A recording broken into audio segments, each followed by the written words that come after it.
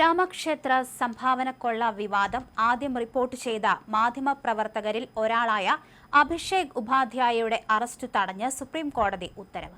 Uttar Pradesh police FIR register ചെയ്തിരുന്നു.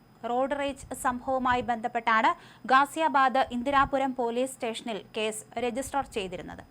നിലവിൽ register ചെയ്ത എഫ്ഐആറിന് മാത്രമല്ല, ഭാവിയിൽ യുപി പോലീസ് ഉപാധ്യായനെതിരെ രജിസ്റ്റർ ചെയ്യാനിടയുള്ള എഫ്ഐആറുകൾക്കും ഈ ഇടക്കാല സംരക്ഷണം ബാധകമായിരുന്നുവെന്ന് സുപ്രീം കോടതി ചൂണ്ടിക്കാണിച്ചു.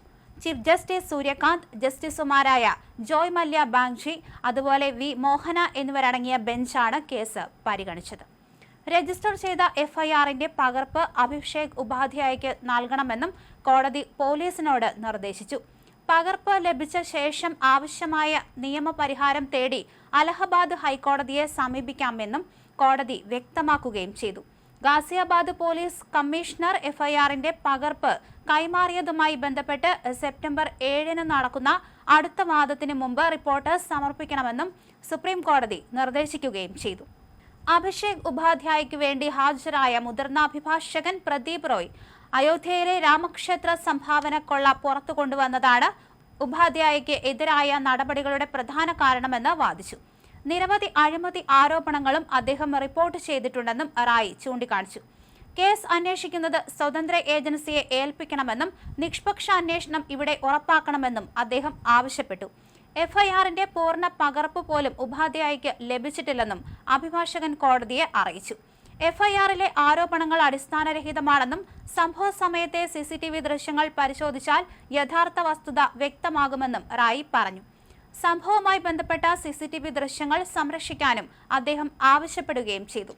മാധ്യമപ്രവർത്തകനെതിരെ തുടർച്ചയായി എഫ്ഐആറുകൾ രജിസ്റ്റർ ചെയ്യപ്പെടുന്ന ആശങ്ക മനസ്സിലാക്കുന്നതായി ചീഫ് ജസ്റ്റിസ് സൂര്യകാന്ത് പറഞ്ഞു. നിങ്ങളുടെ ആശങ്ക ഞങ്ങൾ മനസ്സിലാക്കുന്നു. സത്യാവസ്ഥ എന്താണെന്ന് ഇപ്പോൾ അറിയില്ല. ഹൈക്കോടതിയെ സമീപിക്കൂ.